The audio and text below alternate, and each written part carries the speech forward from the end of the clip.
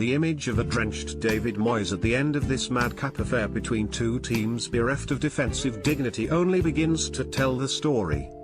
This was a topsy-turvy tale in which West Ham United came back from behind to lead with only 6 minutes of injury time to play, only for the referee, Bobby Madley, after a seemingly interminable conversation, to overrule Simon Long, his assistant who had flagged for offside, and award Bournemouth the 93rd minute equaliser to cap a chaotic climax.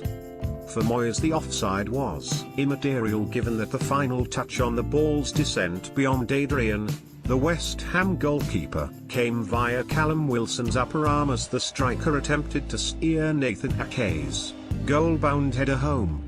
The decision ensured both teams went home with a point, one which in truth does little for either side. It was a decision that left the West Ham manager in a spin, with only Bournemouth, in 18th, keeping his team out of the relegation zone. I think you could question the offside. I think you could question whether that was right or wrong because it looks pretty level, Moyes said. But what you can't do is question whether the Bournemouth player put it in with his arm. So the goal should be ruled out one way or the other.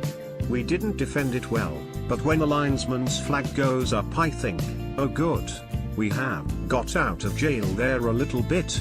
But to lose a goal like that is a killer.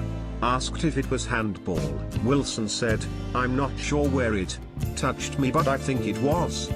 I've tried to head it and missed it.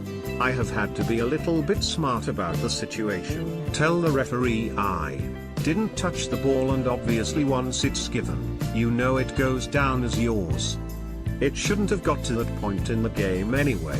Maybe not, but there. Enigmatic Marco Arnautovic looked to have sealed victory when he poked home the rebound from Javier Hernandez's saved close-range effort, shortly after he had seized on Asmir Begovic's costly slip, to equalise 9 minutes from time. After falling behind to James Collins's header after 7 minutes, Bournemouth rallied with the impressive midfielder Dan Gosling and then Ake crashing home to Eddie Howe's side in front. Lewis Cook, Gosling's midfield partner, had a hand in both goals, and it was no surprise Howe paid tribute to his team's commanding engine room. There were some big performances and I haven't said that as much as I would have liked this season, he said. They peppered Adrian's goal in search of a third.